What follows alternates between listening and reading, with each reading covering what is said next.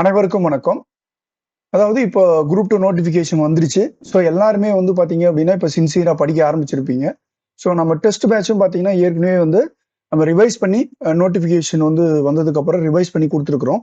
So இப்ப வந்து பார்த்தோம் அப்டின்னா, அதன் பிரகாரம் வந்து சண்டே என்ன எக்ஸாம் பார்த்தோம் அப்டின்னா, இந்திய வரலாறும் பண்பாடுத்துல வந்து பார்த்தீங்கன்னா, ஹிஸ்டரி பகுதியில டெல்லி சுல்தான், முகலாயர்ஸ், அப்புறம் மராத்தியர்கள் பத்தி கேள்விகள். பிளஸ் வந்து இந்தியன் பாலிட்டில citizenship, fundamental rights, fundamental duties, அரசியல் அதாவது DPSP, directive principle of state policy.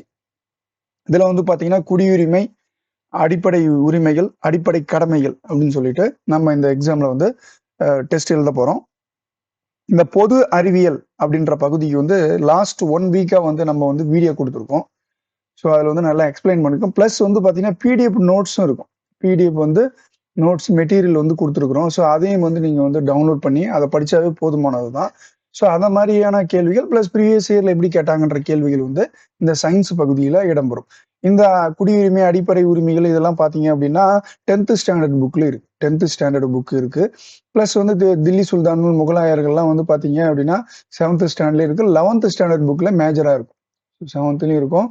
மேஜரா வந்து பார்த்தீங்க அப்படின்னா 11th ஸ்டாண்டர்ட்ல இருக்கு. ஸோ இப்போ இருக்கிற ஹிஸ்ட்ரி புக்ஸ்ல வந்து படிச்சுக்கோங்க. இது மென்டல் எபிலிட்டி அப்படின்னு பார்க்கும்போது இந்த ஸ்கூல் புக்ஸ்லையும் இருக்கும். So previous year questions base பண்ணி நம்ம வந்து கேள்விகள் கேட்கலாம். ஸோ அது வந்து 15 கொஷின்ஸ் வரும் இதுல வந்து உங்களுக்கு. இப்போ தமிழ்ன்ற போது வந்து பார்த்தீங்க அப்படின்னா உங்களுக்கு வந்து 100 கொஷின்ஸ். ஸோ 4, 5, 6 6வது புக்லையும் யூனிட் இயல் அப்படின்னு பார்க்குறோம். அதே மாதிரி 10வது வந்து 4, 5, 6 அங்க இயல்ல இருந்து கேள்விகள் வந்து 100 கொஷின்ஸ் இருக்கும். ஸோ 6 சாப்டர்ல இருந்து 100 கொஷின்ஸ். ஸோ எக்ஸாம் ஓரியன்டா இருக்கும் வந்து பார்க்குறோம்.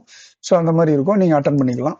இப்போ வந்து பார்த்தீங்கன்னா ஜென்ரல் இங்கிலீஷ் பொறுத்த வரைக்கும் லாஸ்ட் வீக் வந்து எந்த எக்ஸாம் நடத்தல ஜென்ரல் இங்கிலீஷ்க்கும். ஸோ இந்த வீக் பார்த்தோம் அப்படின்னா ஜென்ரல் இங்கிலீஷுக்கு வந்து 2 டெஸ்ட் இருக்கு. காலையில ஒரு டெஸ்ட், மதியம் ஒரு டெஸ்ட். இதுல பார்த்தீங்க அப்படின்னா கம்பைன் பண்ணி வச்சிடலாம். ஒரு எக்ஸாம் மட்டும் காலையில வைக்கும்போது கம்பைன் பண்ணி வச்சிருவோம். இன்னொன்று வந்து இங்கிலீஷ் மட்டும் மதியத்தில் நடக்கும். ஸோ அதை பற்றியான சிலபஸ்ல ஏற்கனவே நம்ம வந்து வேர் டு ஸ்டடி அப்படின்னு சொல்லிட்டு நம்ம வந்து போட்டிருக்கோம். 10th புக்ல இருந்து இருக்கும் மேக்ஸிமம்.